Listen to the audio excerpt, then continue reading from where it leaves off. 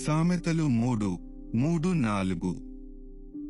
దయను సత్యమును ఎన్నడును నిన్ను విడిచిపోనీయకుము, వాటిని కంఠభూషణముగా ధరించుకొనుము. నీ హృదయమును పలక మీద వాటిని వ్రాసికొనుము. అప్పుడు దేవుని దృష్టియందును మానవుల దృష్టియందును నీవు దయనొంది మంచివాడవని అనిపించుకొందువు.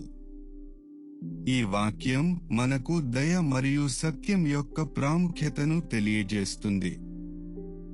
ఈ సుగుణాలను మన హృదయంలో నిలుపుకుని మన జీవితంలో అమలు చేయడం ద్వారా మనం దేవుని కృపను, మనుషుల దృష్టిలో మంచి పేరును పొందుతాము. ధన్యవాదాలు.